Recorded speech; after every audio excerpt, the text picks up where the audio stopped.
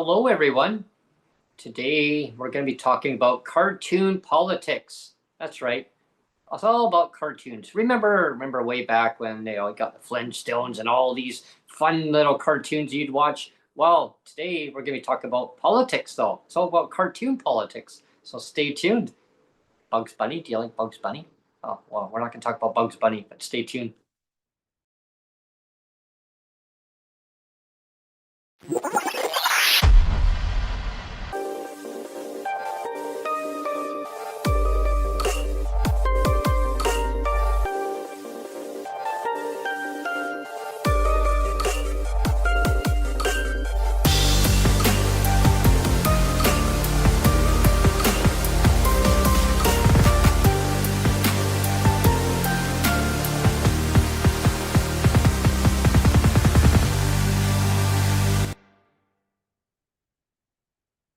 Hello, everyone, and thanks for tuning in to PWD Allies podcast. My name is Brent Frayne. I'm the host.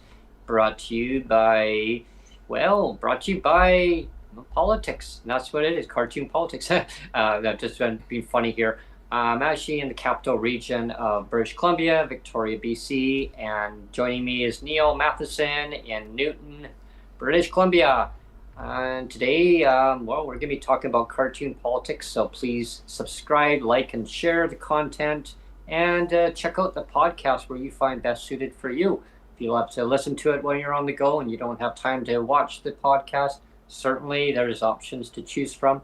And if you want to be a donor, well, reach out to us. If you like the content, like and share at the bottom, buy us a coffee, and yeah, there's so many options. It helps to really grow our channel. Hope you love the content that we're putting out on a weekly basis. We try to do 2 shows a week. Sometimes it's 1 show, sometimes 2. We try to be consistent. But if you want to be a guest, reach out to us too, and we can get you filled in. I don't think I could do 4 or 5 shows a week, Brent. I think that'd be too many. That'd be too many. Too many shows in a week. For sure. That's why we usually do Mondays and Fridays. I think, for people that only do like a 10-minute video or whatever, that's easy enough. But I mean, our shows are at least an hour, so I mean, it takes a long time to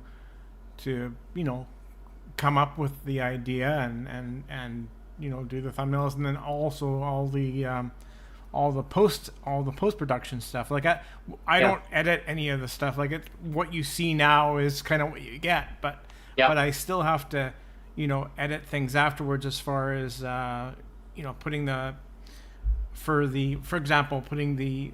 getting the audio, like it's just getting the audio portion to the other sources like Apple Podcast and that, and there's other podcast channels.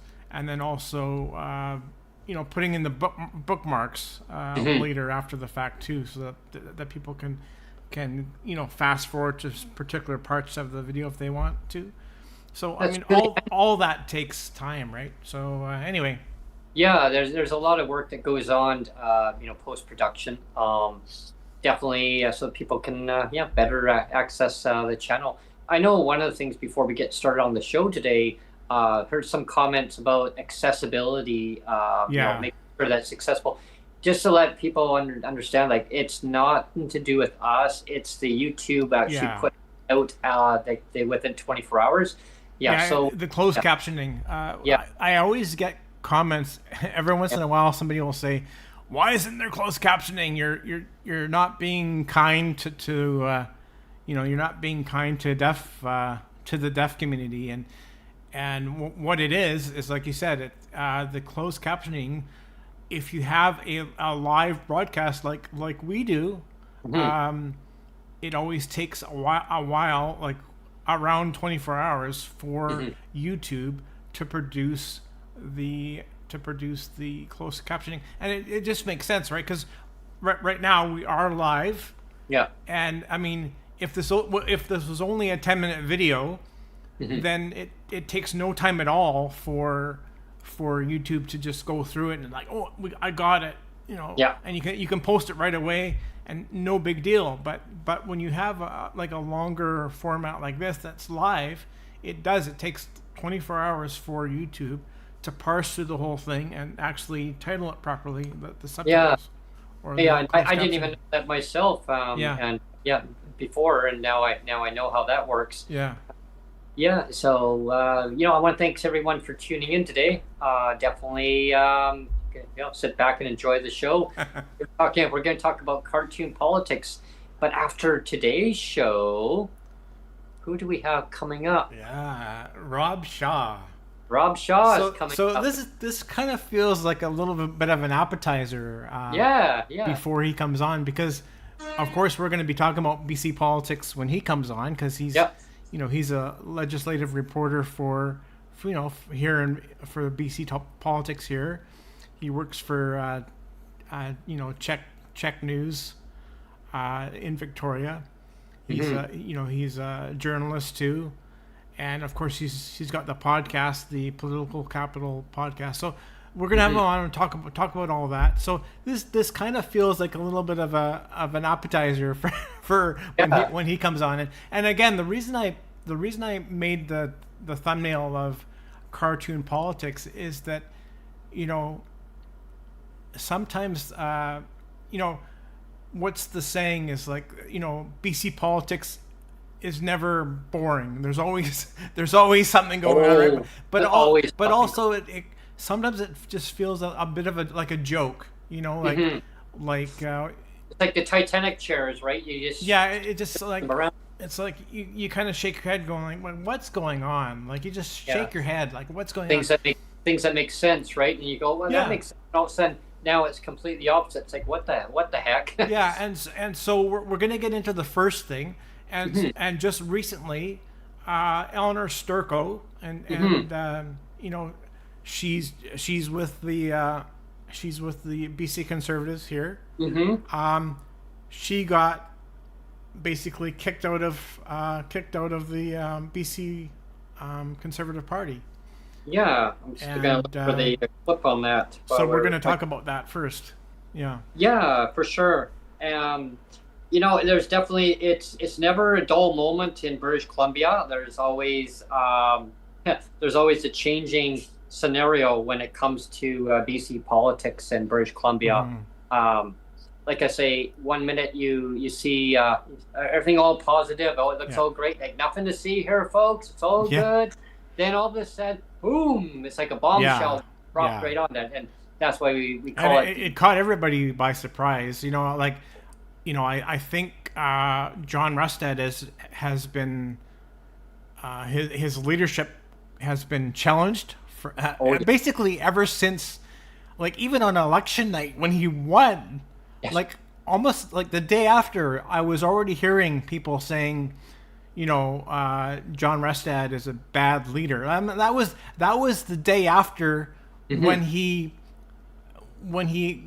almost won, and he did really well. There was still the day after there was people saying, "Oh, John Rustad's not a good leader."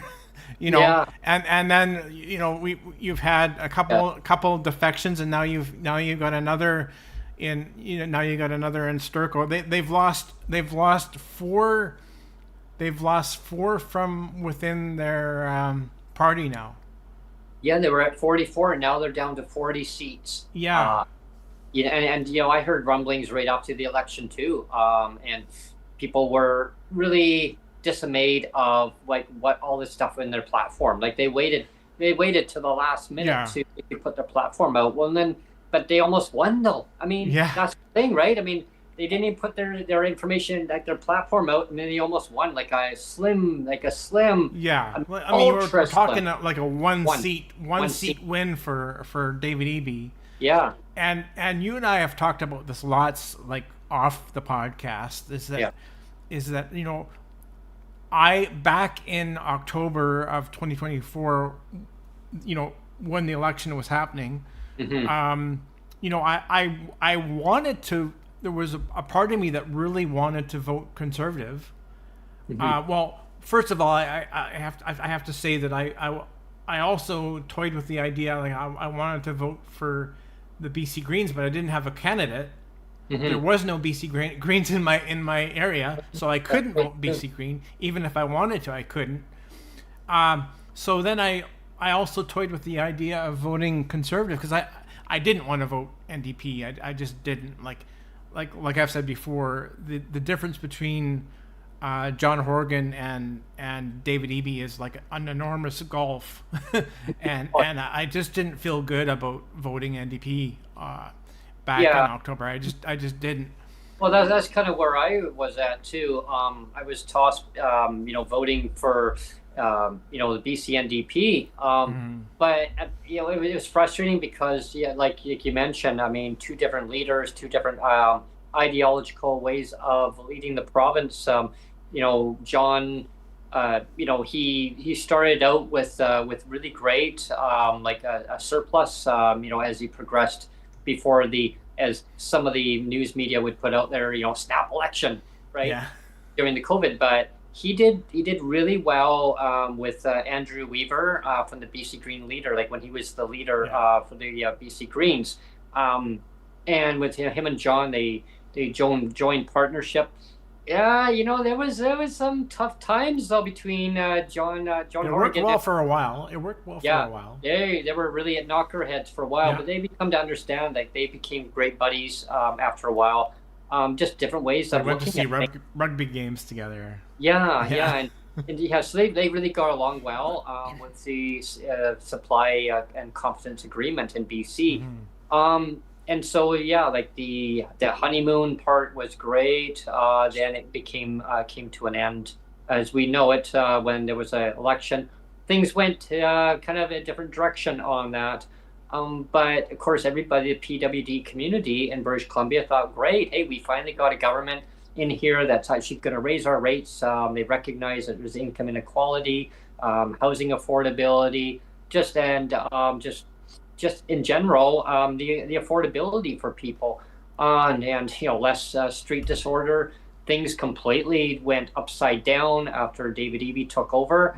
And this is no slingshot at David. You personally, David. But from what I hear around the community, people said there was a complete different leadership. Just an ideological view on how the whole style is completely different. Sits. I mean, there was one of my neighbors said, "Oh, I remember hearing you on the radio in 2023, wasn't it?" I said, yeah. I said, about raising the rates, and I said, it was.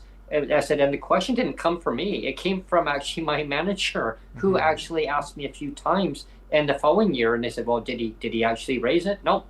And again, his response, David's response was, "Well, have you not looked at the earnings exemptions? I mean, because we can."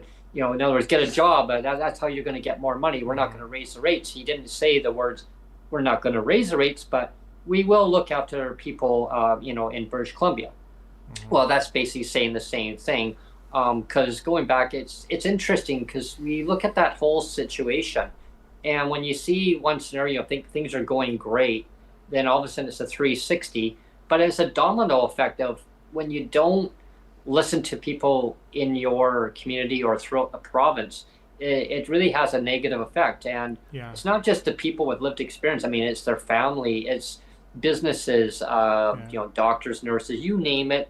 And people, the word gets around and say, oh, well, should we vote for that party? Are they really that cold and not wanting to raise the rates so people can thrive and better their life in so many ways in British Columbia and give back to the communities? My view is, it doesn't matter what political party it is, nobody should be living in legislated poverty, right? Well, let's get back to the Conservatives though, and make the point that for me the biggest reason why I didn't want to vote for the BC Conservatives is because, like you alluded to, they didn't release their platform until after the election. It wasn't until after the election that they released their full platform. That was the first thing, and the second thing was John Rustad himself was very wooden. He just was not. He's not a charismatic. He is what he is. You can't make somebody something that they're not. So exactly. But it was. It was weird though, it was almost like the the day after the election, he kind of loosened up a little bit, and he kind of let people into more of his personality. Yeah. But then he kind of retreated again, like very soon after. Like, you know what I mean? Like, you kind of got a glimpse. Okay, this is who John. Like, nobody really. Like, remember how? Go back to John Horgan, the other John. Remember how John Horgan told you? He says, I'm gonna make sure that, Brent, that you tell people who John is, who John Horgan is. Yeah, and people didn't know who John Horgan because nobody knew who John Horgan was, and that was the problem with John Rustad, is that John Rustad didn't let his personality show. Like, he basically was as dull as dishwater, and I don't mean that. It's going to sound like an insult, but I don't. I mean, I guess it is an insult, but I don't really mean it that way. I'm just saying, he's not charismatic, and he's got a personality. He's got a personality, but he didn't let it show. Yeah, and then let it shine. Yeah. Yeah, let it shine. Let people know. Let people see your personality. But he didn't. He was so closed off. Well, that's how John Horgan was at first, because people didn't know. Like at a convention where we were at, and people in the community didn't know who John was. So, who's John? Who's John Horgan? And when Sonia and myself, we were at a convention, and we approached John. Hey, you two, and how's it going? I said, well, good. I said, but we need to tell you something. So Sonia said, what's up? Well, Sonia said, what did I don't remember quote from quote, like word from word, but I'll give you everybody just an overview. When she said something about, people don't know who you are, John. What do you mean people don't know who I am? I'm John from Langford. Right, you're John from Langford, right? And that's great. I mean, I know who you are, but not everybody does know. Well, then you need to get the word out and let people know who I am. I said, actually, John, you need to get the word out. We'll help you, but you need to get the word out. And so he started touring around more and more. And we connected the dots with him and helped him along his journey. And so I think maybe John Rustad's team, maybe they just didn't do that and helped John along the way and encouraged to get his name out there and let let him shine the way he is, like personality wise. I mean, John did the same thing. We helped coach him, and I mean the best way we could. And I think that goes with any party leader. Like I said, I saw glimmers of that. Yeah. Kind of the day of the election, or a couple days afterwards, he let his. You could see that he was trying to let his personality shine a bit more. But then ever since then, he's just slowly more retreating, and I don't know. It just kind of rubs you the wrong way as a voter. You're like, I don't know if I can vote for that. Anyway, just before we quick move on to the next part. Like for the PWD, benefits. When I looked at their platform, the conservative platform, there was nothing in there. Like, I mean, so I didn't even know who to vote for because there was nothing there. And I looked at the Green Party. $2,400. They ran with the $2,400 narrative. And then there was people with signs out there in my community, all around the city. And I bumped into some of the canvassers and I said, so I heard that they're wanting to increase the PWD rates in BC to $2,400. And one of the canvassers said, say what? Yeah, it's in it's in the platform. I didn't know anything about that. Okay, but you're a canvasser and you didn't know that they're going to raise it to $2,400. I go, that's not a good look, right? Because, people want to have their lives bettered because the, BC NDP, they didn't have anything in their platform about raising the rates. Maybe it was going to be a bait and switch thing for the BC Greens. Well, yeah, I looked at the platform of the BC NDP at the time, and the only thing that was in their platform they ran with, that narrative, was the CDB, the federal Canada Disability Benefit. Nothing about raising PWD rates in BC. So right away, there was a lot of people that in my building and surrounding buildings, like from roads from here, of different apartments. I mean, we got lots of them around the area here, tons, and throughout the city. And the common theme was, why should we vote for the NDP if they're not going to raise the rates? I mean, people kept saying, well, they're relying on the CDB, which is a federal benefit. And that was, I think, the thing that almost really hurt the NDP in BC, because they didn't run with about raising the rates. They should have looked at what the Green Party was proposing about raising it to $2,400 per person, but they didn't do that. And so they almost lost. They almost lost the election by one seat. I guess going forward, maybe they probably look at that and probably say, oh, maybe we shouldn't do that one again. Yeah. We got some breaking news here. Sonia's got some breaking news. What is it, Sonia? Elenore Sturko went to the UBCM, and she sat in the very front row with John Rustad at the stage. Oh, did you hear that, everybody? Oh, Rustad just posted it out. I'm sure there's a lot of stink eye going on there. So that's our next topic. We're going to get Brent. Yeah, and you know, thanks, Sonia. I'm sure on Monday, Rob will talk about that. Yeah, the stink eye going back and forth between the two of them. So actually, let's launch into this whole Elenore Sturko thing. Sure. She really is, or I should say, was a star candidate for the BC Conservatives.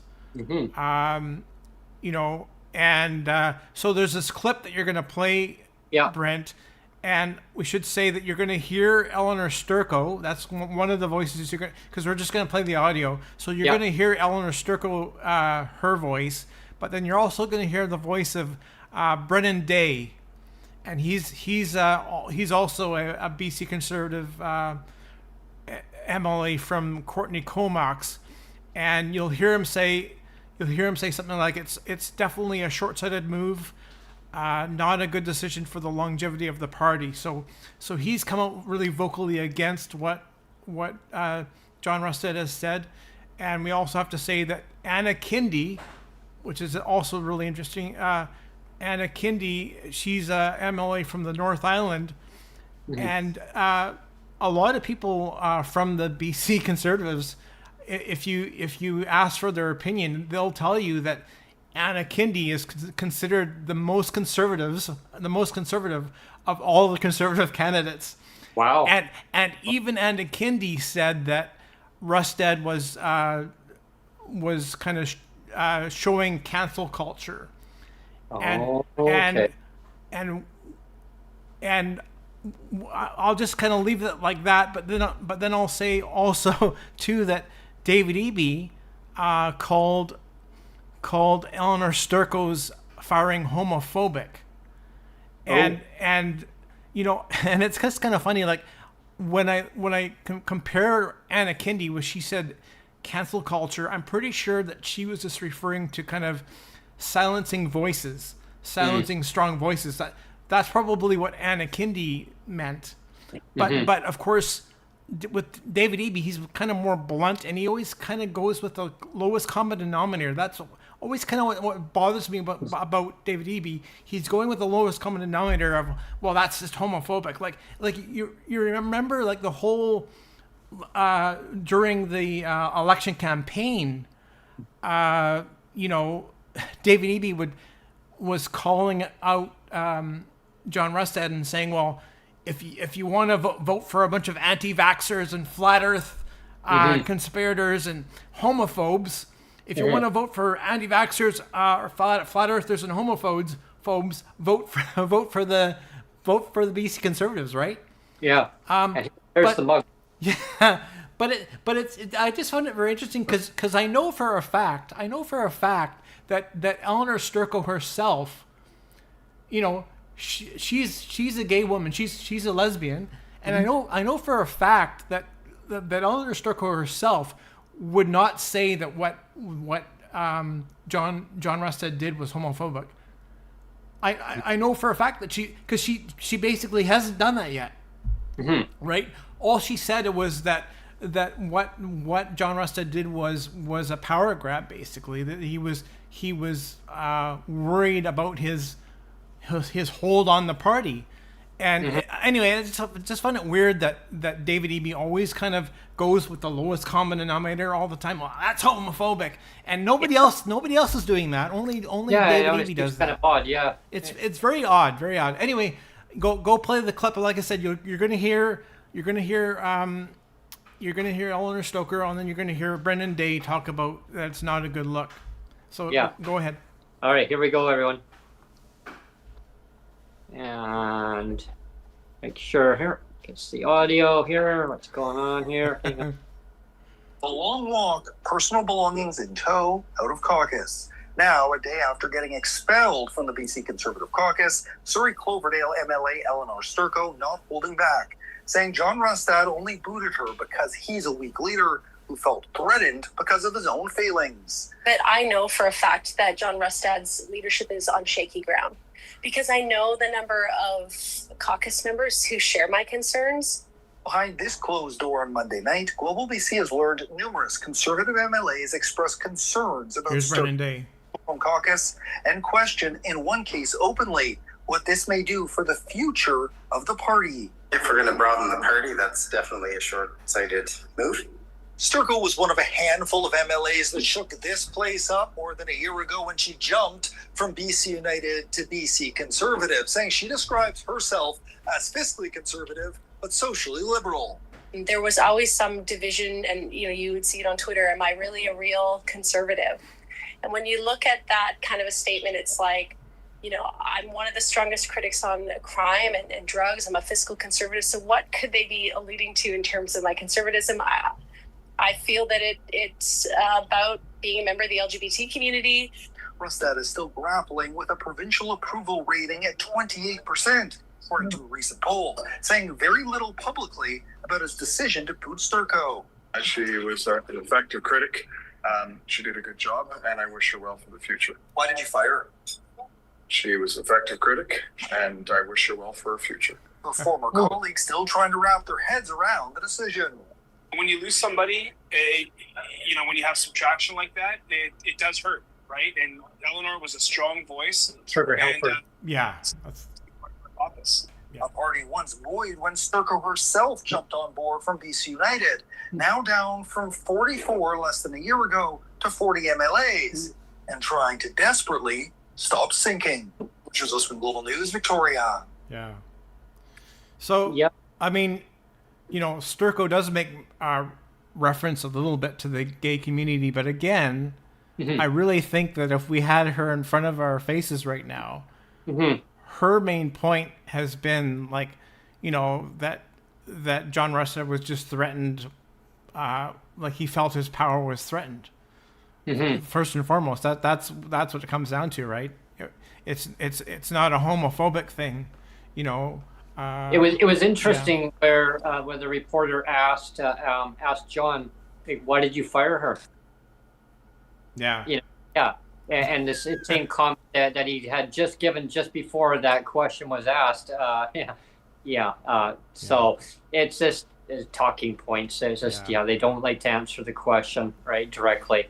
And I think it really does come down to the numbers, right? Holding on to groups for voting. How many 2,100 basic ballots were out there, and they had to scrap them.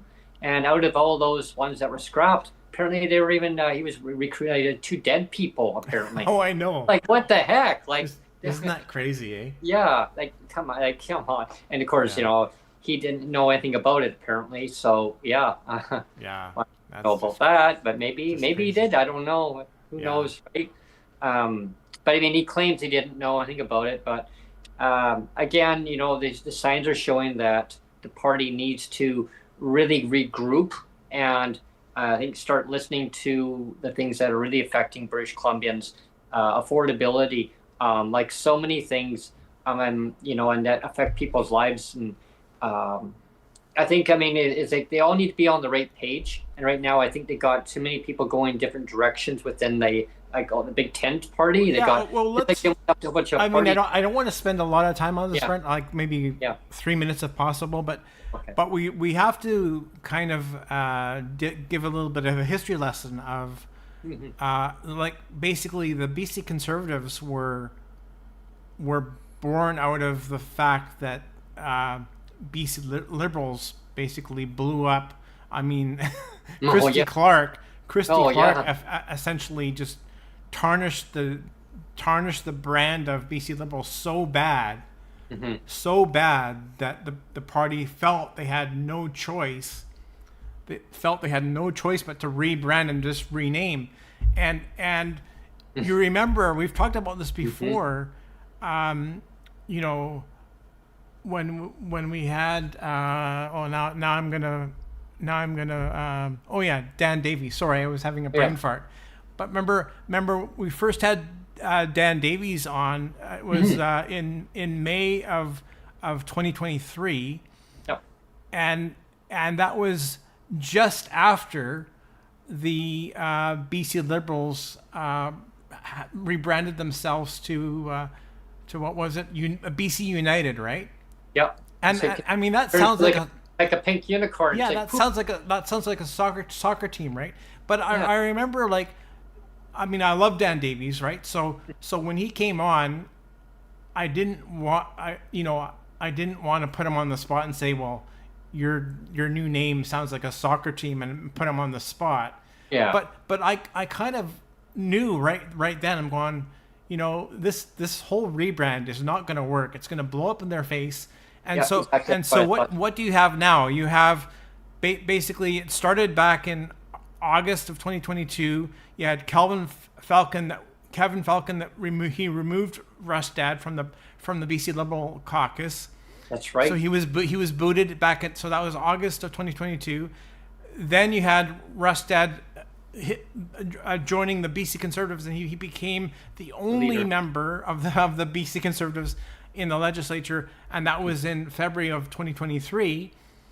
And then, like I said, then you had in April of 2023, you had the BC Liberals rebranded as BC United, and then, like, not even a year and a half later, like not even, so in August of 2024, and so this was maybe 3 months before the election in October of 2024.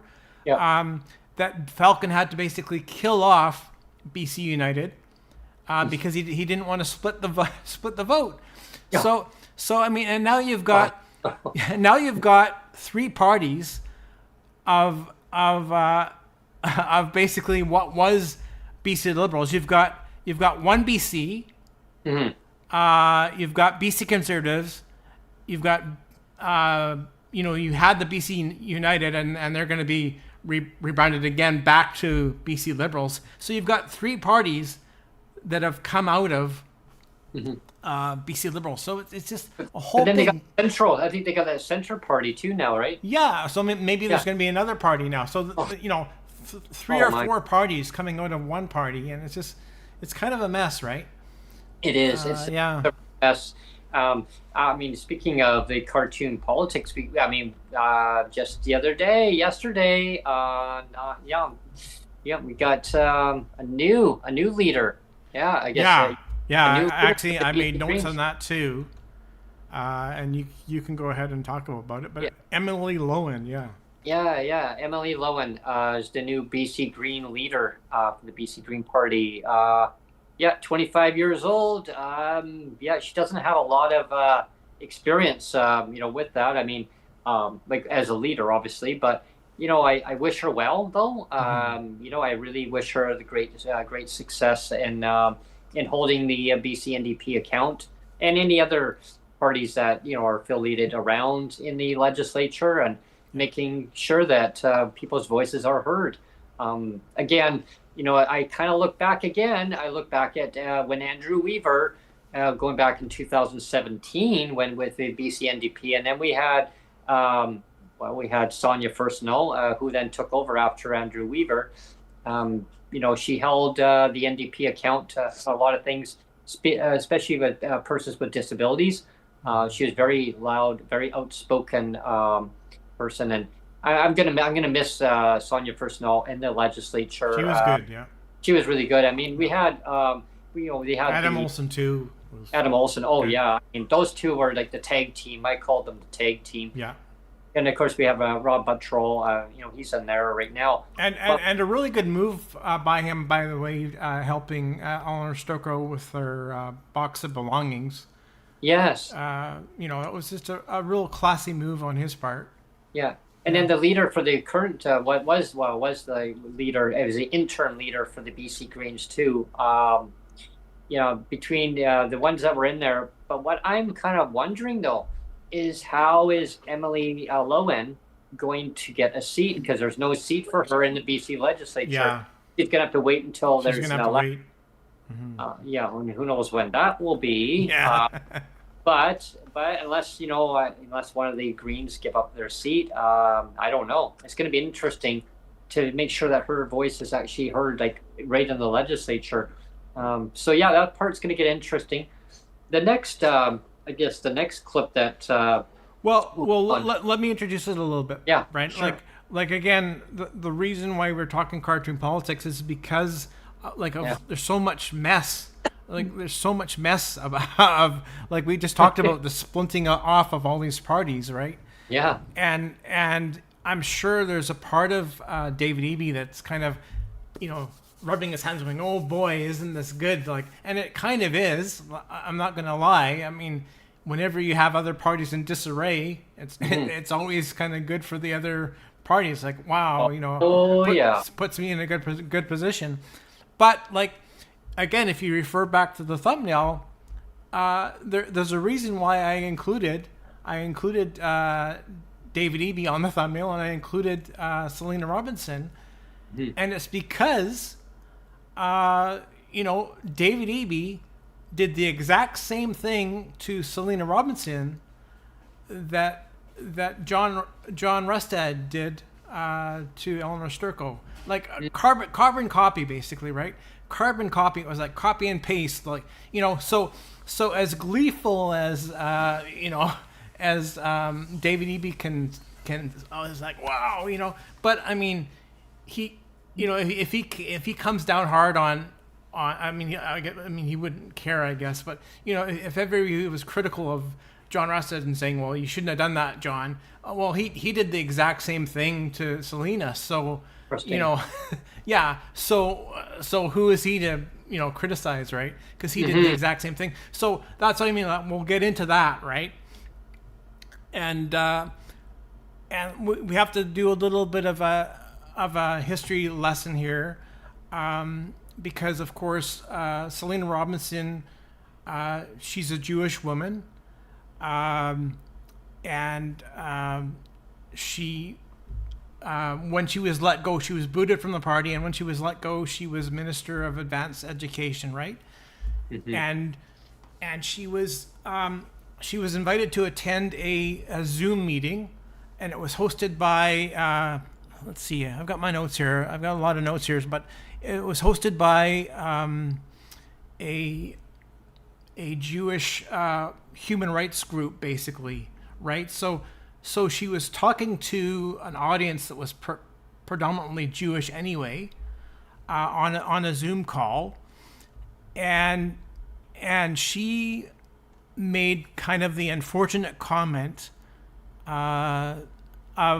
during the Zoom call. She said, in 1948 that when the Jews were, you had all those Jews that were displaced during the Second World War, right? With they were basically on the run, fighting for their lives from the Nazis.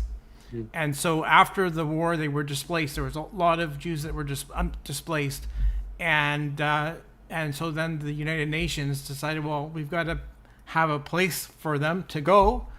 So then, Israel was created in 1948, and so all Selina was trying to do there was to create a sense of emotional context. We always talk about, keeping things in context, and so when she said "crappy piece of land," she was kind of referring to the fact that Jews felt displaced already, right? That they were booted from their homes, whether it be whether they were coming from Germany or whether they were coming from Poland, or when the Nazis invaded, they invaded a lot of areas, right? And let's remember, they killed 6 million Jews during the Holocaust, right? And so this is all part of the context, and this is what Selina was very passionate about. She's gone on record, and I know that even her and David Eby were working together to create a curriculum in the schools, because Selina was saying that there's not very many kids that know about the Holocaust. Like, some people think that it didn't even happen, you know? And so this is just building context where Selina Robinson was invited to speak on this Zoom call. And so she's providing emotional context, saying that that at the time in 1948 that Israel was a crappy piece of land. And again, I don't want to go on too many tangents here, but when you talk about, you've had a couple of videos where you talk about having to leave Langley, right? And there's even been a couple of videos of you where you actually get emotional, and you were crying. I remember you were crying on one video because you're so emotional about that attachment to Langley, right? And so again, if you take things in context, when Selina Robinson was saying crappy piece of land, she was acknowledging the emotional context of these Jews that felt displaced in 1948, coming to a land that they didn't. I mean, they obviously had.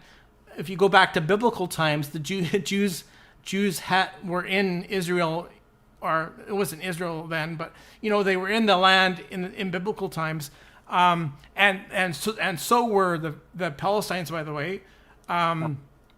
They were called Philistines. So you had kind of two tribes there, or actually there were other tribes that shared that land, if you go back to biblical history. But so that was the context anyway. She was trying to provide an emotional context. That was the first thing. And the other thing is just the geological truth that the majority of Israel is not very friendly agriculturally, especially back in 1948. It is now, but even if anybody can Google this. If you Google and you ask Google how much of Israel is arid or is possible to grow things on, I think I got here. It was over 60% of Israel is desert. So not capable of growing. Like, currently, over 60% of Israel is desert. Like, there's a big swath of Israel that's it's called the Negev Desert, or Negev. I think that's how pronounced Negev Desert. And so all that area, and it's predominantly in the south. There's not very many communities that are there. Like, there's not very dense populations, because it's not a very hospitable area, right? Okay. And so that's what she's getting at too. That there's over half of Israel, that especially the top, or sorry, the bottom half, the southern part, is desert. So it's like, well, who wants to move to a desert when some were coming from Poland, or some were coming from Germany, or some were coming from Bulgaria, or wherever, right? Around the world, yeah. Right? And so that's the context, right? And so anyway, she said crappy piece of land, and it was taken out of context. Okay, so I can see the point on that. And what I found really interesting is when David Eby, the Premier of British Columbia, had his comments towards Selina on that, and then of course Selina's comments back toward him, and then there was a maybe not super recent post, but remember there was a post how David had had said something about that same topic, but it was in a different context though.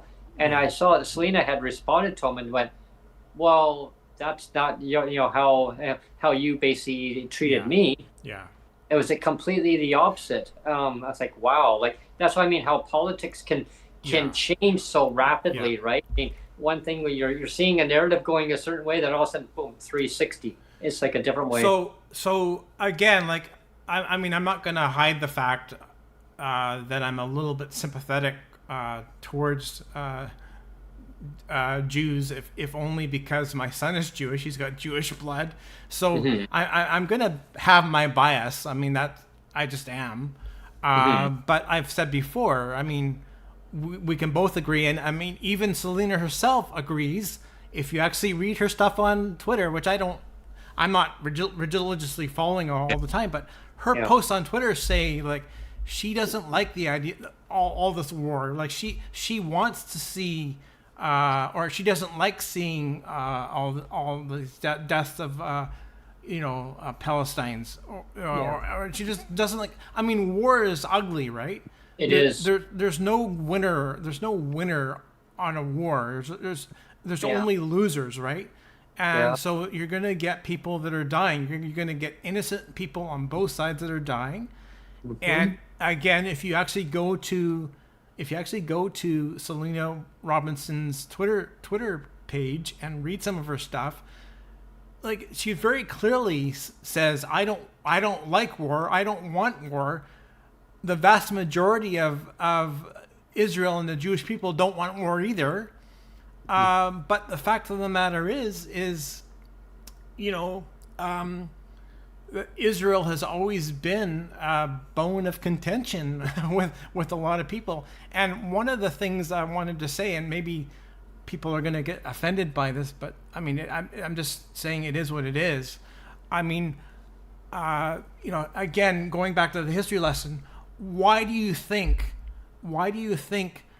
Adolf Hitler, exterminated, murdered all of these Jews? Why do you think he did it, Brent?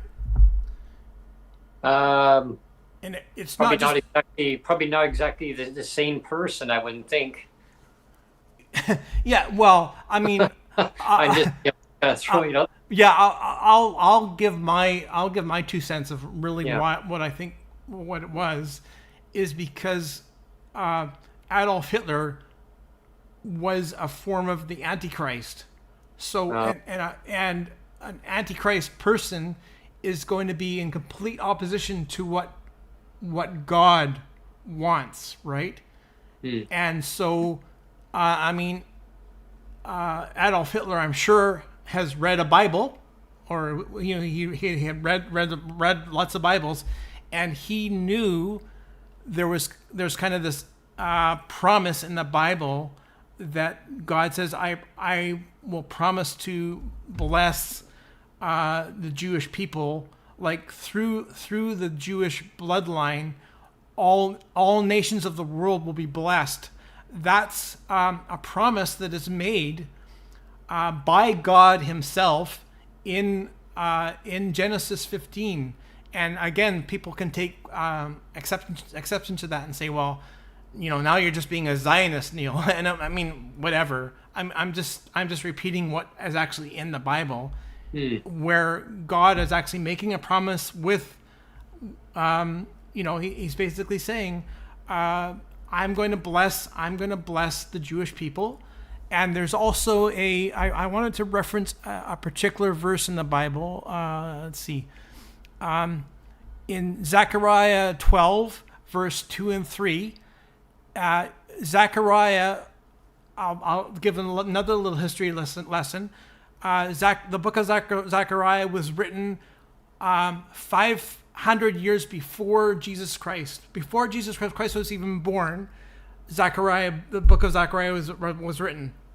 So that means that it was almost 2,500 years before even the formation of Israel that this book of Zechariah was written. But I'm going to read a line. I'm going to read a line from Zechariah. So again, this line from the Zechariah is prophesying 25 years in advance. Like it already knew 100 years in advance that Israel was going to be a state. And so let me read this. It says, "I will make Jerusalem a cup of trembling," and it says, "I will make Jerusalem a burdensome stone." Wow. So basically, all nations that come against Israel, well, basically God is saying they're gonna regret it.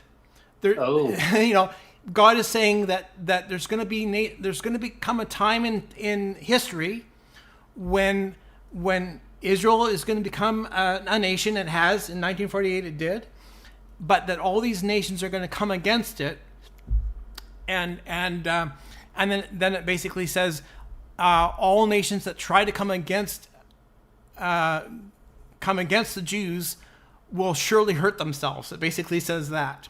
Okay. So that again, that's a prophecy that's 25 years removed. Like it's 25 years, 2,500 years. Prophecy of like it was like so far in the future, right? Before this even happened, and so. Again, that's why that the Bible is God breathed, because God predicted that would be the case, and it has been the case where you have that Israel has become this bone of contention. Just geopolitically. Another way to describe it is like I'm a big fan of chess, and I taught my son how to play chess, and one of the first rules of chess, if you've never played, there's all those checker pattern on the board, and the closer you are to the center of the board, so there's basically the four squares in the center of the board. That is basically the power. That is the power square. The power grid is right in the center of the board, right? Well, you can think of Israel as kind of the power center. You can kind of think of it as kind of the ground zero. I mean, again, Israel was the ground zero for Christianity, right? That is the birthplace of Christianity. So if you have Antichrist like Adolf Hitler, and you have people that don't like God, of course, Israel is going to be seen as an enemy to be wiped off the map. It's, so again, that's a little bit of history, and I just think the whole thing is unfortunate because, again, if we go back to Selina Robinson, when she made those comments of a crappy piece of land, she was also coming from a place of this was after you had those attacks. When was that attack? Let me see.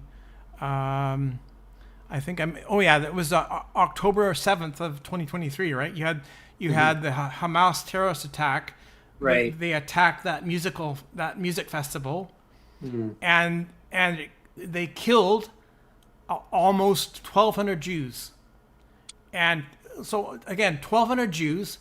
And 38 of those were children, we have to say. So 1,200 Jews were just massacred, and they were at a music festival. Everybody was singing, dancing, having a good time. Hamas rolls in and just murders 1,200 people, and so you have that as part of it too, right? And another thing that's interesting too is the day after that. The day after that, you had pro-Palestine rallies that were burning Canadian flags. And what were they saying? Brent? They were saying death to United States, death to Canada, and death to Israel. You had this rally, this pro-Palestine rally that was organized by Hamas terrorists. They've proven it. there was in Vancouver the day after they had a rally in Vancouver. They had a rally in Toronto the same day, the day after, on October 8th, and they had all these people on speakers saying death to Canada, death to the United States, and death to Israel. And if that's not hate speech, Brent, I don't know what is. So you can see the disparity there, where somehow people have interpreted Selina Robinson saying "crappy piece of land" as hate speech, which I've already kind of made the point that it was just, emotional context. She was providing emotional context of that time and place of 1948, of the Jews coming into a kind of a new land, giving it. And I gave the example of yourself where you felt displaced. You and Sonia have felt displaced, that you had to, you were, and we still do. You felt like you were forced to move to Victoria, and you want to go back to Langley, right? So it's kind of the same thing. It's providing an emotional context, and just because Selina provided that emotional context of saying crappy piece of land, people interpreted it wrongly as hate speech. Okay. And I don't think that's right. I don't think you can say crappy piece of land as hate speech. Well, the part that really got me is when David had gone after Selina regarding that, and then, like I said earlier in the show, is that then he said the opposite. Like he said the opposite, and that's why I think Selina said, in other words, in so many words, I've called him like a hypocrite. Of saying like now he was like defending it. Well, it is very hypocritical, right? Yeah, but then he fired her because of the views, like, of different things, and I thought, wow, that's when I say we say cartoon politics. It's, I know that those two have always had a little disagreement. They had always a bit of a beef, right? But it was interesting because Selina herself has said that there was a time when David Eby was actually helping her. I said that Selina was interested in creating that curriculum. Like we all know that there's that curriculum for in indigenous studies. Like just this year, for example, my son Jake, it's a course called First Peoples. He has this. It's a required course. It's called First Peoples. He's in grade 12. It's a required course, and ever since elementary school, he's had to take a course on indigenous studies. It's a requirement, right? How times have changed. Wow. Yeah, and like you and I never had that.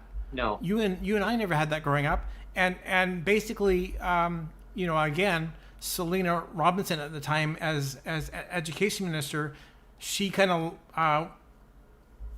was sad about the fact that a lot of students didn't know anything about the Holocaust, and so at the time, she went to David Eby, and David was on board. He said, "This is a great idea." Oh, okay. So they actually agreed on that, right? Wow. But then, wow, amazing. but then you have all this happen where she says "crappy piece of land," and then you can see, well, basically, David Eby kind of panicked because we have to say as well, there was no other party that was criticizing what Selina said. Like there was nobody in the Green Party, for example, that said, "Oh well, Selina shouldn't have said that," or there was nobody I noticed that. Conservative, nobody anywhere else said Selina said anything wrong. The only people that were critical was the general public, and of course, you had people in mosques that were offended, that were, of course they were offended by it, but David Eby could have very easily said, you shouldn't get offended by emotional context. And I hope I made my point clear about this whole thing. I know I've kind of harped on it, but the reason why is because really at the when it comes down to it, the whole thing of crappy piece of land, all she was doing was providing emotional context and also a bit of truth. It was geographic truth that, like I said, the southern portion of Israel is not, particularly in 1948, was not agriculturally friendly. That's I mean, anybody can just Google and look it up. I mean, it is what it is.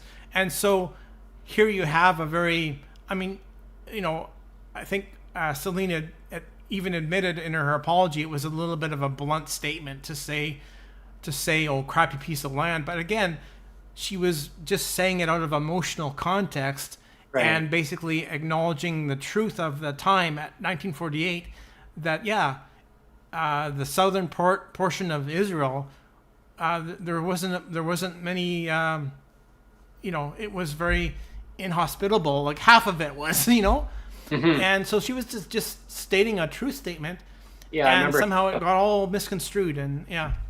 Yeah, and I remember hearing about how she was explaining it, and I mean, I remember when I was back in high school. I mean, having history, our history teacher would teach us a lot about around the world of why things happened when they happened, and how did Canada come to be, right? I mean, I bet a lot of people out there think, well, how did Canada come to be? Well, I mean, I learned all that in history, and like all your provinces and what are all the capitals of each province, and who is the prime ministers, and they'd go back. A teacher would teach us all that, like who were the previous prime ministers, like going back. And it got drilled into us around the world of what went on, and why did things happen the way they did. And I can tell you a little bit about, a little bit of history. I mean, as I've explained many times on the podcast, in previous shows down the line, where, I mean, a lot of you know that I was adopted, right? And I don't shy away from that. And I was brought up by my mom, who I thought was my mother. And I got to know my mother. So I had two moms. I had my mom and my mother.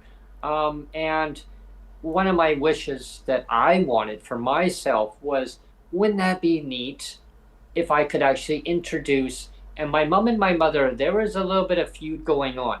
There was a feud going on because after I was adopted by my mom, who had brought me up, and God rest both their souls. They both have now passed away in different years. And when I thought to myself, I thought, I would love to actually have my mom and my mother just once actually be together. Yeah. And I actually made it happen. My mom was perfectly fine with that. My mom, meaning my mom who had brought me up. My mother was a little bit apprehensive about it, because there was some hard feelings.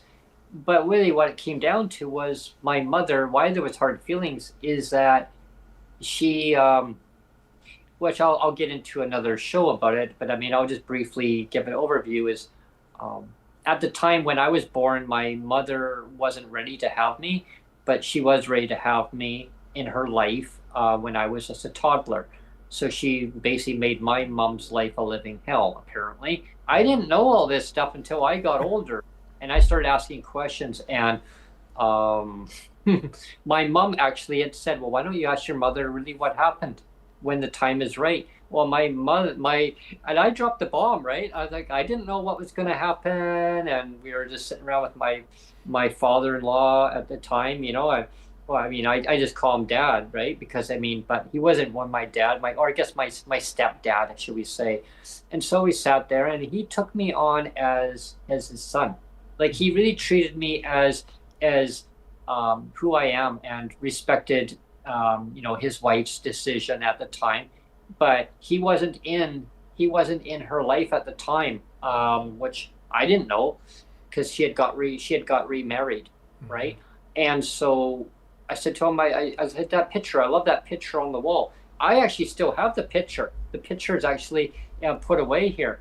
But I loved the picture. And when my mother passed away, I was asked, do you want to have this picture? And I said, yeah, I like that picture because it tells the story of who my mother who my mother was, but also my stepdad, and why he had a good black eye, but they polished it up to make it look like it was he didn't have it. Why is because my father, my biological father, had punched him. He got into an argument with him, and I didn't know the story. He had got into an argument with him because he had said, like, why would you not want to be in Brent's life, right?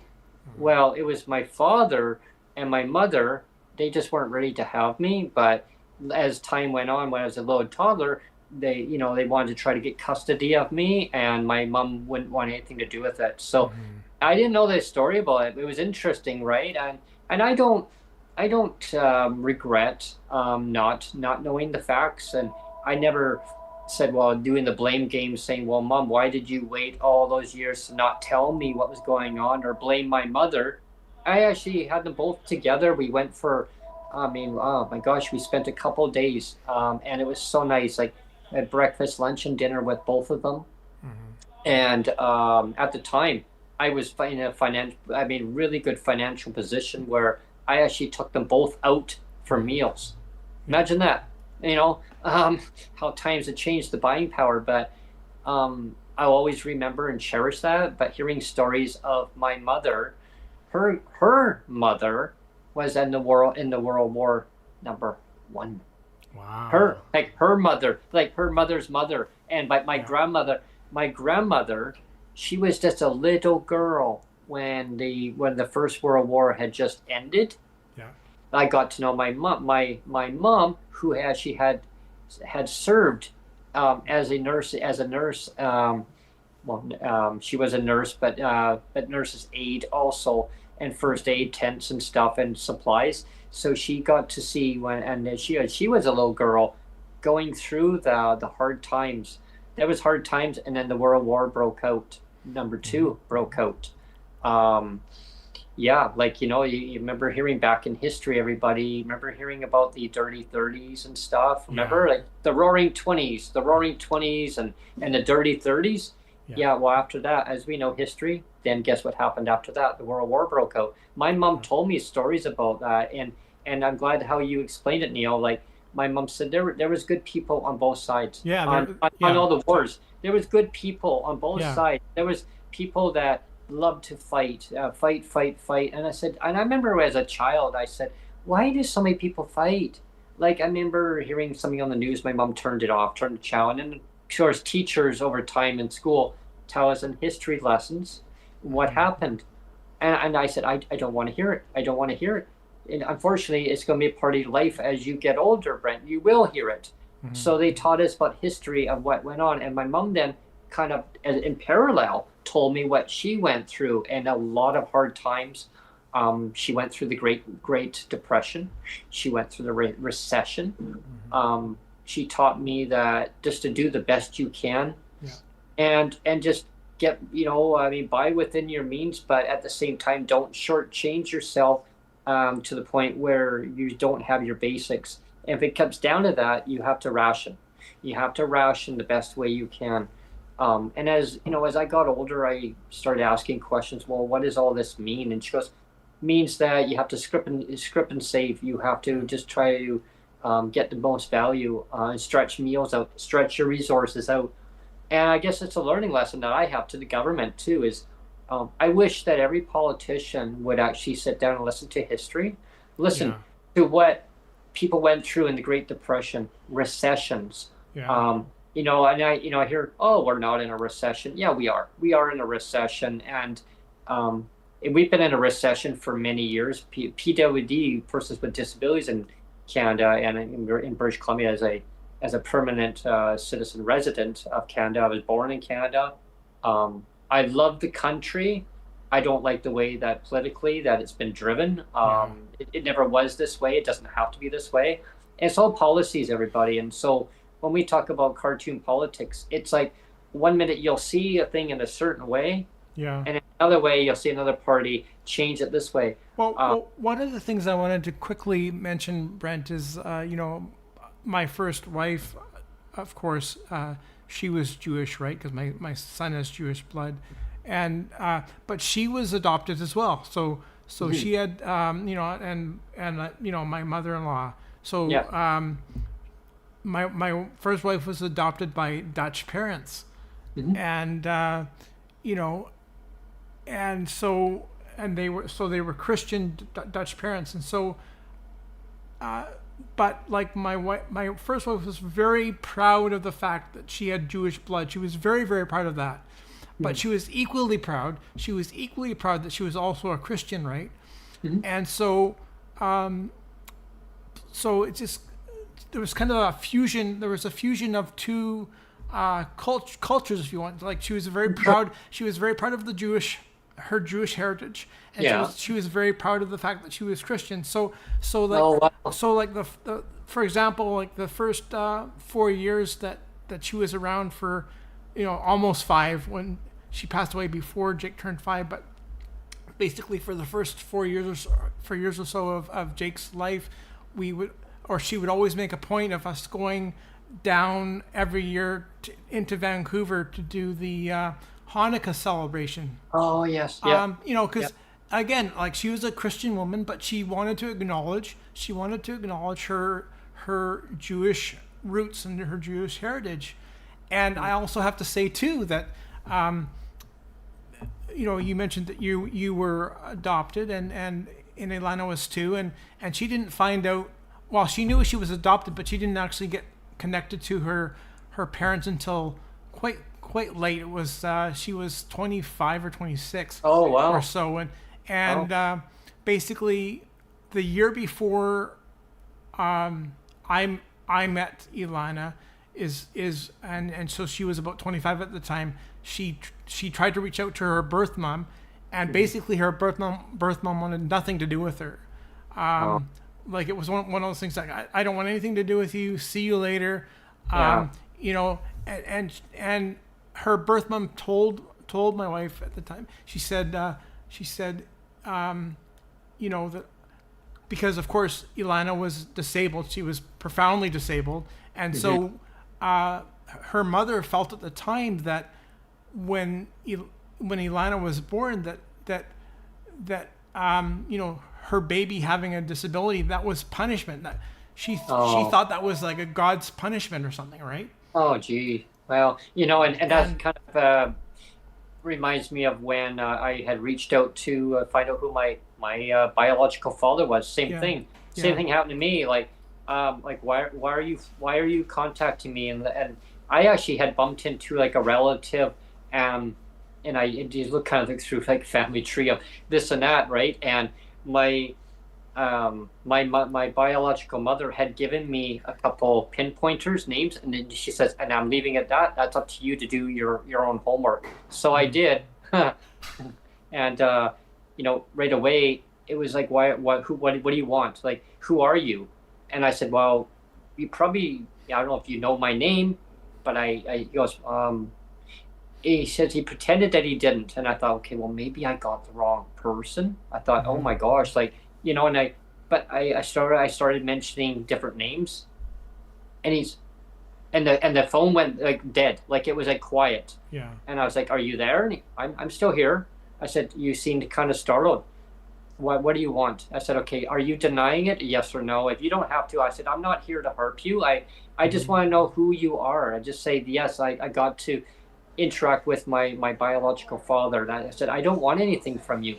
You don't want child support or anything?" I go, "I don't want anything. I just want to know that I had the opportunity of actually meeting you, and then we'll leave it at that. If you don't want things to go forward, I mean, that's fine." I actually did. I actually met with him. I had the opportunity of meeting with him. Wow. Like looking at him, and he looked at me and he says, I'm your father. I'm your biological father. And I went, okay. I said, I know I didn't want to scare you. And I said, if I'm going to scare you away, if you don't want anything to do with me again, that him and I decided after a period of time that, he's going to go his way and move on with life. And I did. But I had the contact when he said, but if you had any questions going forward in life, anything that you needed me to answer, reach out to me.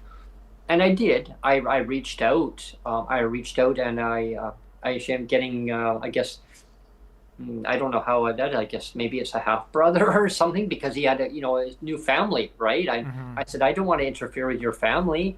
I don't want I'm not here to meddle. I just had a question about biological things, and so I phoned up, and I guess his son answered the phone, and his son goes hello, and I went hello, and so if you hear me say the word hello, and I'll say it again, hello.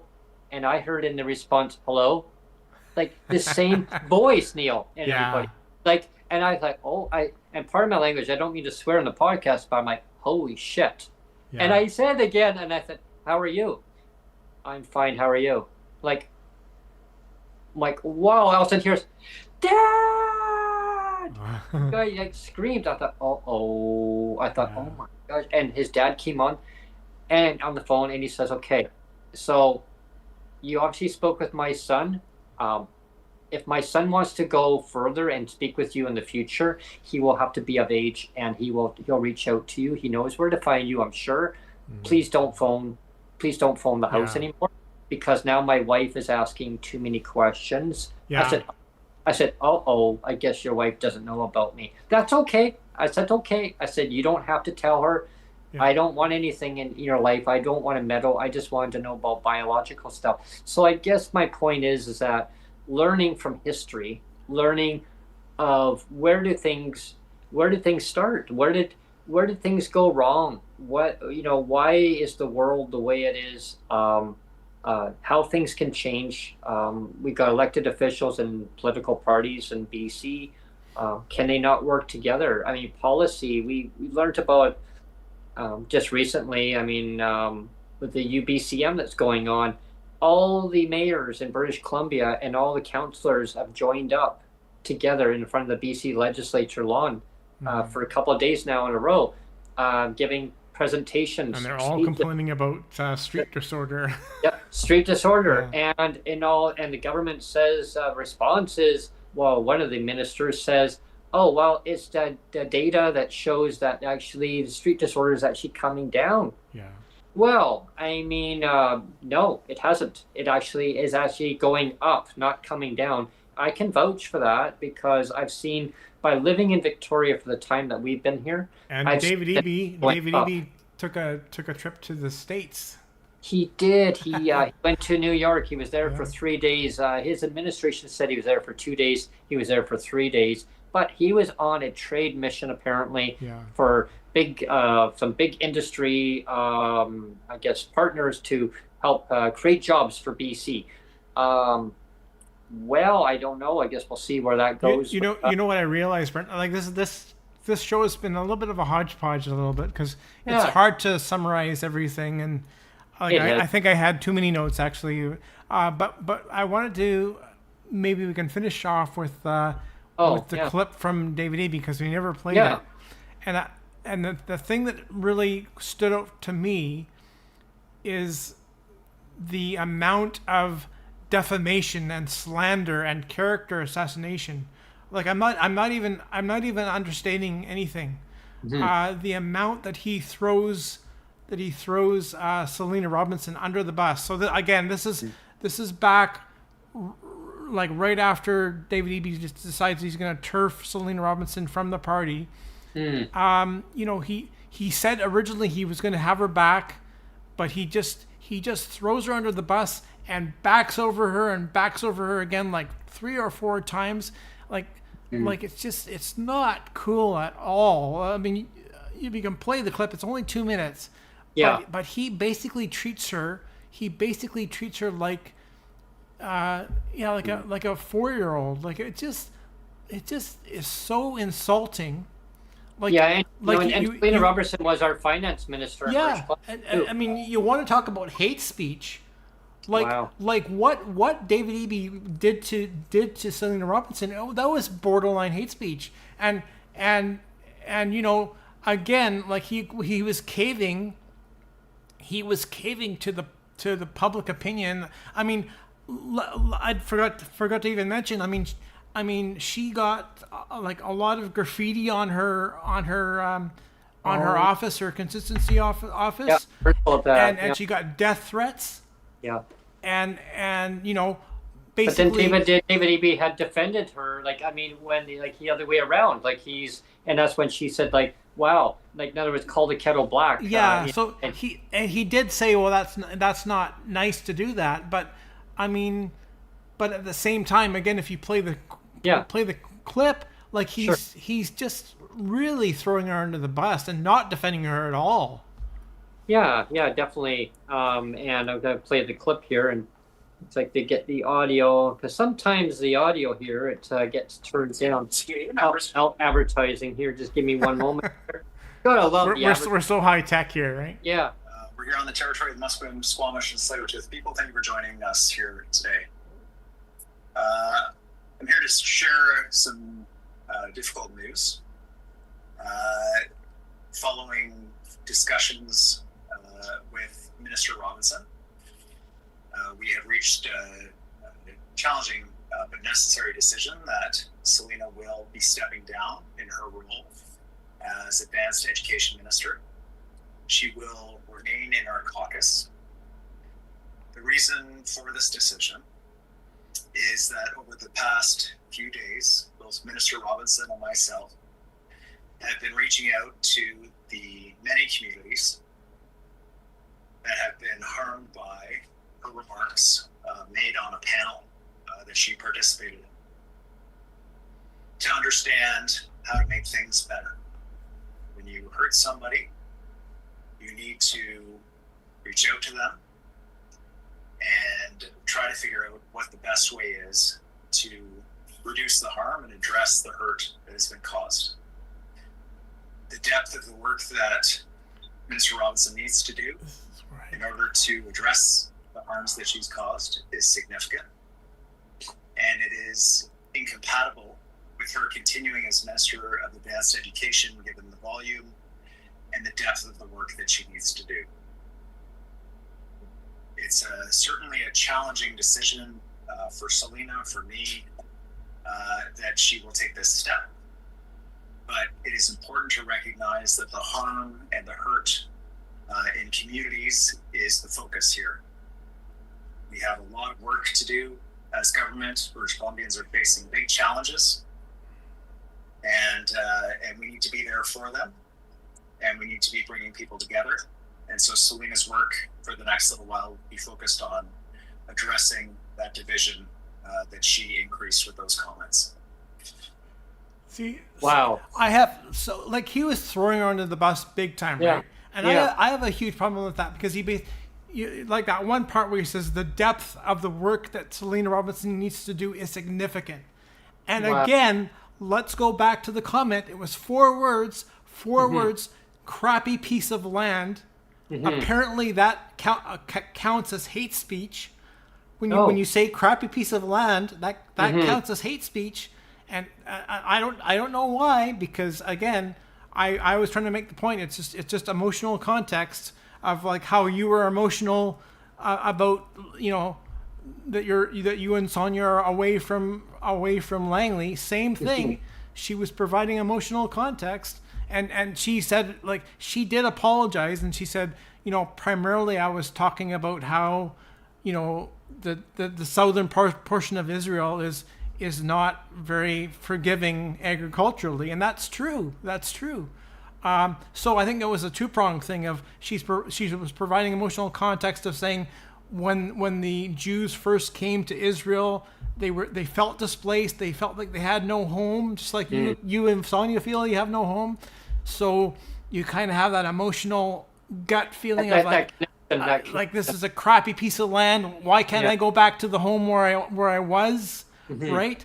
So that's what I mean. That there's that emotional connection there of that hurt feeling of wow, I don't feel like I belong here. And so it wasn't a slight against Palestine. It wasn't hate speech. It was just providing emotional context. That's all it was. And it got blown right out of context. It was a true statement. It was a true statement. Emotional context and a true statement of yes, the southern portion of Israel is not very agriculturally friendly. I mean, it is now because of technological advances. They've been able to turn some part of the desert into proper agricultural land now. Mm-hmm. But certainly at the time of 1948, you had like over 60% of that land. Mm-hmm. You couldn't grow anything on it. And that's all she was saying. Oh wow! That's interesting. So you're going to tell me that David Eby is going to throw her under the bus and basically treat her like a child for that? I don't know. I have a big problem with that. And again, of course, I have an opinion because, my son is Jewish, so I have some bias there. But like I said, saying that, I also don't like the idea of war, and you don't either, and neither does Selina. Like, she's gone on public record saying, I don't like this war. A lot of people in Israel do not like this war. I do not like the fact that Israelis are dying. I do not like the fact that people in Palestine are dying. Yeah. But so, I mean, there's people that live in my building that are from some of the war-ravaged countries that are happening right now, and I've had a lot of lengthy discussions. I mean, and they're awesome people. Awesome people. I have people in my building that are from the Jewish community, and like there's people from all walks of life in my building. And there was a few of them coming downstairs one day. I went to go and let somebody on the door in our building. It was a contractor, and amazing the conversation. And they were from all different walks of life, and they were all talking like really good English. Mm-hmm. Amazing discussion, what they said, and the harmony was no more war around the world. And these are coming from like the ones that are to or from, like the ones that are like against each other, the different countries, and they all came in harmony. Like they were talking, saying no more war. Yeah. And that's when we say there's people on good sides of each country. Yeah. And my mom used to say that to me all the time, that Brent, war, then nobody wins out of it. There's casualties. There's good people that are dying on every angle of every good country. And yes, there's going to be people that are always going to want to fight, always fight. You're going to get that in. She said you're going to get that in within political parties. I mean, as I got older, we talked about that. I said, remember we used to talk about things? She goes, yep. And I said, yeah. And she goes, you're going to get that in different political parties. They're going to throw pencils across the floor, or make so someone would trip over it, you know what I mean, or do something to stumble them up on their wording, and kind of throw it out of context. And I can give you an example of something that was on the headline just this morning on the talk radio on CKNW. They were talking about $6,600 expenditure. Oh yeah. And I'm sure Rob Shaw will be about that on when we get him on there. I'll ask him about that. So I mean, yeah, but basically the repercussion on it was, well, splashy headline said $6,600 for a limo. Well, that when I'm referring to that comment, and that's from our finance minister Brenda Bailey. Well, people say, what? $6,600? Yes, but it was actually not a limo. That's the main company. But there's subsidiaries underneath the company. Mm-hmm. It was an SUV, and the value of maybe a limo driver, you're paying a driver $6,600 for 4 days to travel around five different prominent people that were with the minister, and she wasn't the finance minister at the time. She was a jobs, economic, and I guess whatever the portfolio was for that. Mm-hmm. But she traveled away to Boston. Right, Boston, Massachusetts, in the U.S. So, and she said, it's one of the things that governments have to do, like ministers have to do. She said for innovation and job creation for British Columbia, of having partnerships. And now, like we mentioned about David Eby, same thing. That's why he's in New York, or he was. Now he's back at the UBCM for a couple of days. I mean, hopefully he showed up there. I don't know if he was there for Thursday and Friday, but we should get off the podcast. It's been an hour and a half, Brent, and again, it's a little bit discombobulated show today. Yeah, because I think I made too many notes, honestly, but I hope I made some good points anyway. You always make good points, so Neil. It's more educational purposes for people to get an idea of why certain things happen for whatever reasons. I think that kind of to my ending part for today's show would be, I want to see all parties, political parties in BC, get along, work together more effectively. Listen to lived experience stories. Put it in your platforms. Don't be scared. Don't be shy. And I can teach you how not to be shy. I was shy when I was a kid. How many more people are going to leave the party? How many more people are going to jump? Rumors have it that there could be a nice good handful that are going to leave the Conservative. Yeah.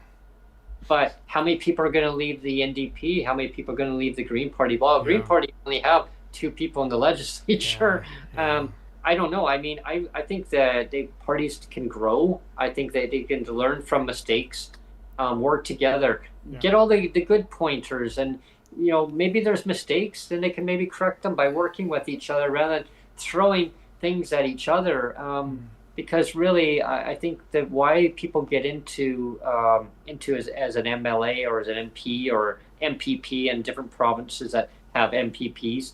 I always kind of wonder why certain provinces have MPPs, but it always stumped me on that one. But anyway, in BC we don't. An extra P.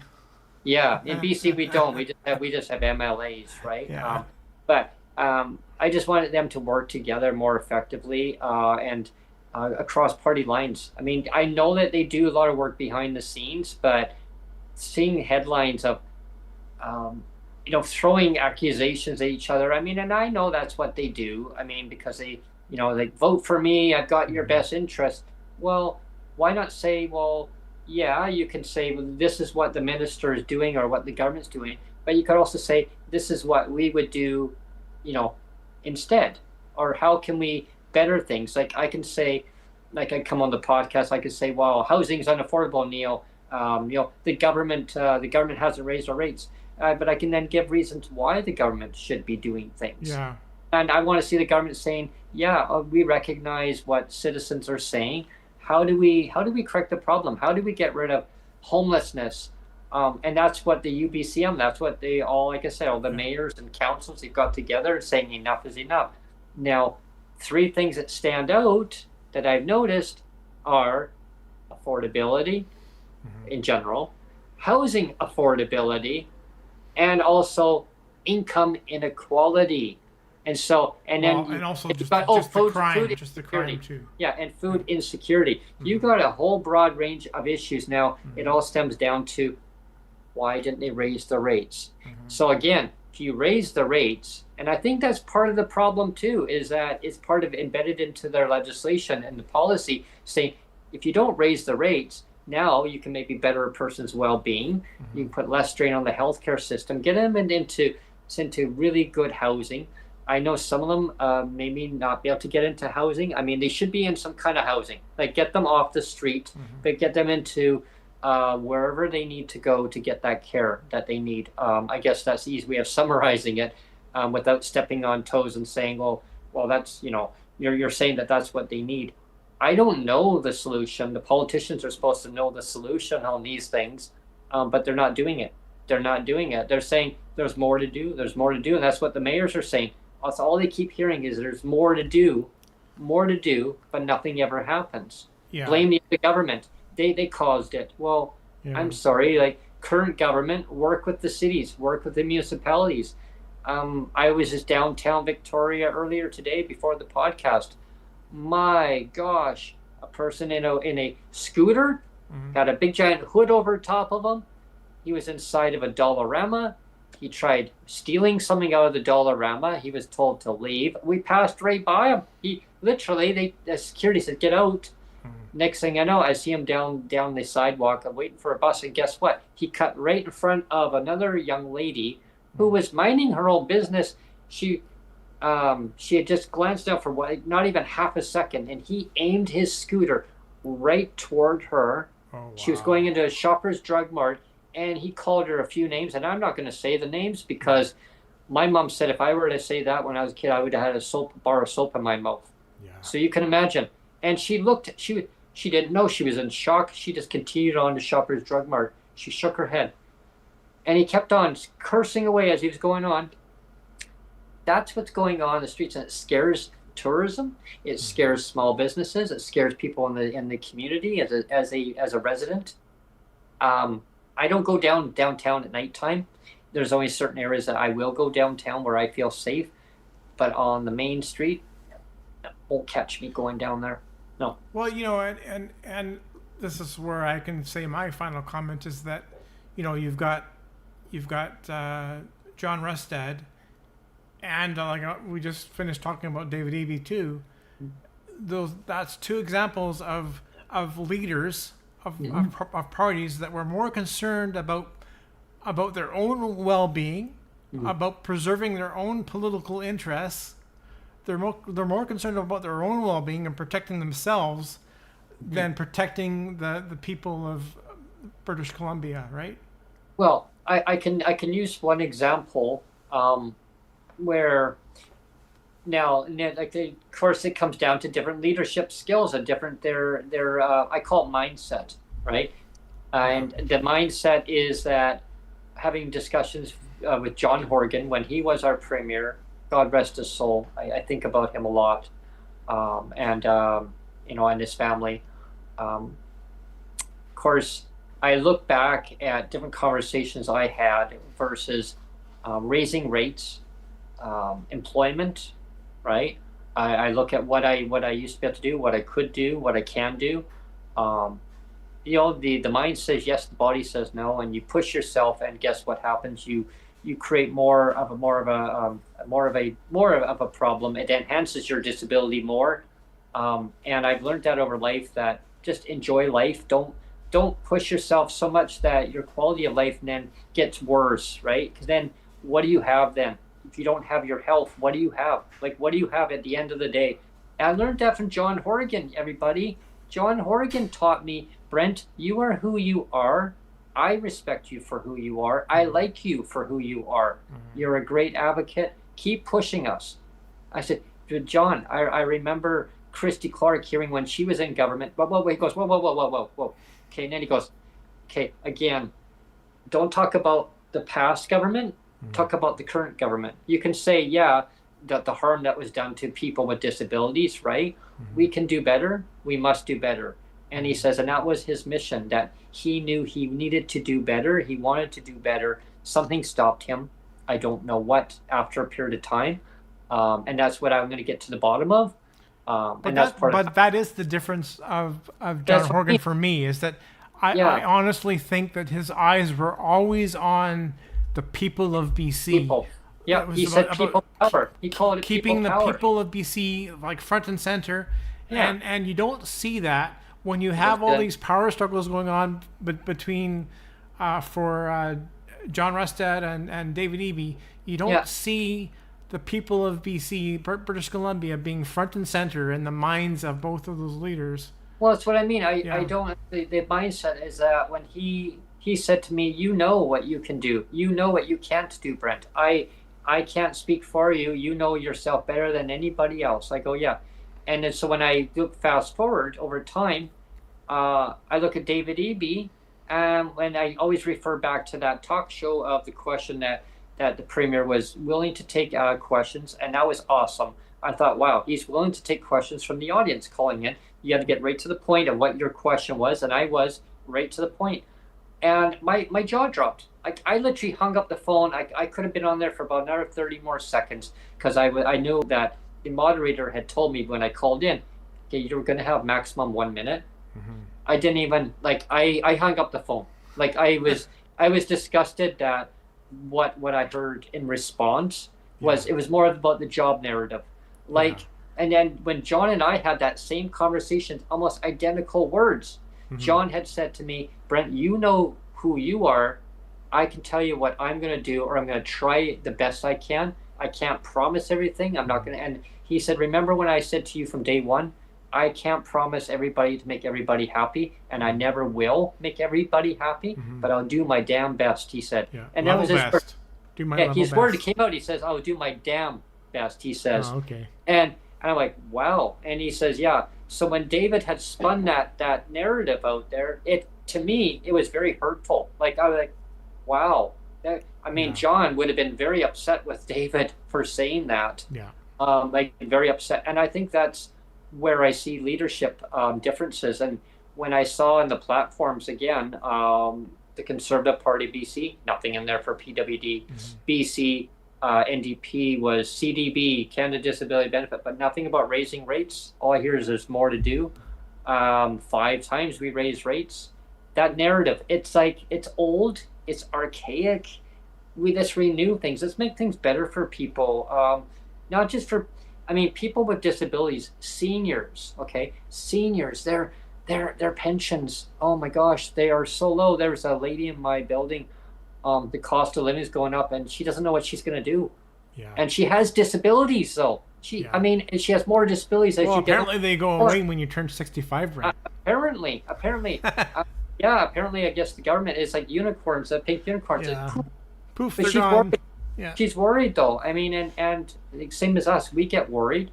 Mm-hmm. And the political cartoon here, this is no joke. This is no joke. Yeah. This is no joke. This is real lived experience. It's one thing that Sonia had mentioned the other day. She posted onto X, Twitter. I know someone had referred to me recently that don't keep mentioning about Twitter on the show, but I need to mention about a certain topic where maybe, Sonia, I don't want to put you on the spot, but she typed something out that was very important that I wanted people to read and know that, like this is real, like a real problem that could very well easily come to fruition. Mm-hmm. Did you want to repeat that, Sonia? Okay, she wants me to, so I have to try to memorize. I'm going to pull it up here just so everybody knows, because I didn't memorize it word from word, but I will pull it up and I'll tell you kind of where things are at about affordability here. I can find her post here. Oh dear. While I'm looking it up here, I want to acknowledge there's some birthdays coming up actually very soon here too. Yes. But as soon as I find it, Sonia, maybe you can find the post. September 27th, isn't it, Brent? Sonia, can find your post here. I'm trying to memorize words, but I don't want to pause the show here. Well, she's just going to look it up here. It's a post that she did, and I think it was very important regarding the relocation. Sonia, can you maybe pull it up on your phone? Maybe on your phone you have better luck, and I can read it. I can read out something that she posted. It really touched home again, something that we talked about just earlier in the podcast about relocating to Langley. But it was something that was more in depth that what Sonia had posted. Have you found it, Sonia? She's still looking? Oh. Look under your own profile. You probably like to find it faster. She's still looking. Oh dear. I should have actually had it in queue so that I knew that it wasn't something that I was going to bring up on the show, but I want people to understand about affordability. Yeah. When we talk about affordability, I could say, yeah, it's affordable if I'm making $600,000 a year or making $1 million a year. That's affordable to me. Or the other show that we were on, I said about affordability. If you're making $60,000, $70,000, $80,000, well, that's affordable too, right? For some people. Mm-hmm.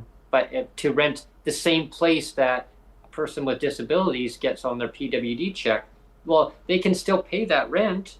It's hard. You can do it if you got a couple people in there. Mm-hmm. But you need to be making X amount of dollars. So affordability, that's not always the case. So are you having difficulty finding that, Sonia? Look under your notification then. Maybe we can always revisit it again on another podcast. Sonia, look under your notification. Under your notification. You found it? Oh, she found it. It's somewhere embedded there, so I'm going to have to correct that problem later. Okay, so Weatherman and I, on Twitter, that's why I'm called Weatherman. Okay. her font is so tiny. Weatherman and I, 7 months to find a cheaper place in Victoria, and if we can't, it's off to the Eastern Fraser Valley. Okay. And she referenced Chilliwack, where rent is a lot cheaper. Okay. Not the word not, emphasize the word not in capital letters. One of our places where we want to be. So when I reference that where we want to be, and I'll get to that point in just one sec, not sure what the BC government is planning on to increase disability rates. So with that being said, I want to retweet and like the post so you can find it. The basically the point is the place of not wanting to be. The place to be was Langley. That's where I grew up since I was just a little munchkin. That's why I referenced your emotional connection. Like, yes, you were actually crying. Yes, you were actually crying. You had the emotional connection to Langley. I held myself back quite a bit of the time, but it really touched base because I remember going to that same park when I was just a kid.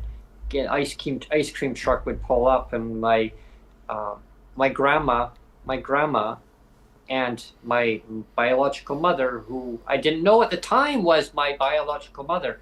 Now that's the freaky part, that I went down. They took me down to Douglas Park, and there was swings there. Oh, it was neat. Like, playground was there. It's still there, but they've modernized it a bit now, but it's still there. They still got the tennis court there. It works. The city keeps up with it, but there's different things that I remember when I was a kid. So anyway, long story short, ice cream truck was there. They treated me to an ice cream. I will always cherish that. And so when I sat in that spot doing that one video that day, it brought tears. I'm a very emotional attachment to me in that area. Here's the problem, folks. The BC government hasn't raised our support rates in 4 years. And I will give them the benefit of the doubt on the 4 years, but that was based on COVID supplement. Yeah. Technically, it was in 2019 in the BC budget of $50 when it was increased. Before that, it was in 2017. Not talking about the shelter, we're talking about the support, because shelter was last increased in 2023, 2 years ago. Our rent has gone up. So I guess our point of the post that Sonia did was that our rent's going to keep going up every year. It's now getting to a point where our rent keeps going up. Where do we cut back? We can't cut back any further. I cut back on food. Then you start not having nutritional stuff. It affects Sonia's blood sugar levels because she is type 1 diabetic. So she has to watch the kind of foods that she eats. Tries very hard not to eat starchy foods. I mean, who doesn't like starchy foods, right? I mean, pasta, this and that. She loves pasta. So she has to eat in moderation. So we try to fluctuate things accordingly, where it's less starchy. Things convert into sugar. Starch converts into sugar. So there's everything that has sugar in it. So she has to really be careful and moderate things. She doesn't have to go without. She just has to really be careful and moderate things. Sure, she can inject herself with her insulin pen. I don't have an insulin. But she has a pump. I mean, she can do it that way. She can do it manually, but she has it controlled with a pump. But she'll talk another day on the podcast. I'll do an episode on what she goes through, and a sneak peek of a show. She'll talk about what she goes through on a day-to-day. And again, we have to say we're getting Rob Shaw. Hopefully, will come on Monday. Barring any other work assignment that he has to do. I'm interested to hear about what Rob has to talk about for sure. For the UBCM and everything, and I mean, and this was like the cartoon politics, but when the part that I gave you about the reality of cartoons, where it wasn't a cartoon, I mean, and that's to our audience. It's like real lived experience. So we fear. We actually are worried because we don't want to have to go all the way out to Eastern Fraser Valley to move because the government won't increase our rates, because the government will pay for a moving supplement only to a point if it's substantially reduced. Now that rent is reduced, but it's not substantial enough. according to the government, it's not substantially reduced. Like, I mean, I don't know how much further substantial they want. Like, you can't go any further than that. Like, you can't rent anywhere for a whole PWD check, let alone $500 for shelter, right? So that is politics. That is cartoon politics. And I want to see the end, the eradication of legislative poverty in British Columbia and every single province that have people in their province that have disabilities. We can collectively come together and end the cartoons. Like instead of death to Canada, death to the United States, and death to Israel, it should be death to all unicorns. Death to all pink unicorns, right? Yes. Can we all agree on that? Can we all agree on that? That there should be death to pink unicorns and not death to Canada, not death to the United States, and not death to Israel? Yeah, I know, and I know there's a lot of union representatives right now, union workers that are actually on picket lines in British Columbia. It has really escalated a lot. They're not stepping down. They're going to continue until until their voices are heard. I want to see PWD, people with disabilities, join them on the picket line if you are able to. Let your voice be heard. Let the government know that it's not okay. And any union member watching this right now, could you do me a favor and integrate into your agreements that you have with the government to ratify a collective agreement? Put it in there that the government needs to raise our disability rates up to no less than poverty level financial support. That's a challenge. Right. And this is like I've went recently. And we did status quo isn't working anymore. Status quo isn't working. We went to a rally out in Cowichan Valley for the bus drivers, for the Victoria Transit Riders Union, in solidarity with the bus drivers, the unions. And they actually said, we'll stand in solidarity with you as a person with disability. I actually stood up there and actually gave a presentation. And really, like, there was lots of people there. Did I get stage fright? No. Why? Because I was just being myself and being honest and how I felt, and the repercussions, how lack of cartoon politics has on people's lives. I mean, you played with bus drivers' lives, their well-being affected everybody in the community, ripple effect through other communities, not raising rates. It really has a whole domino effect. I mean, seeing what bus drivers go through too. Oh my gosh, like their income inequality, food insecurity. People lose weight. They were losing. Bus driver, he said the guy says he lost 18 pounds from not eating properly. I'm like, I don't know. Oh my gosh. And this is all about government neglect, about contracting out to Transdev. So cartoon politics, everybody. Don't play with people's lives. Like, just start respecting people in the province. We can make it a better place. I mean, I don't care what political party you are. When you say you're going to do something, do it. Because that's what John taught me. If you're going to say you're going to do something, if you're going to promise something, then follow through with it. Don't just be all about protecting your own skin. And your own political hide.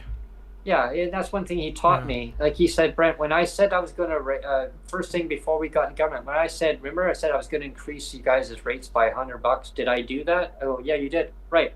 I promised you guys that. I kept my word.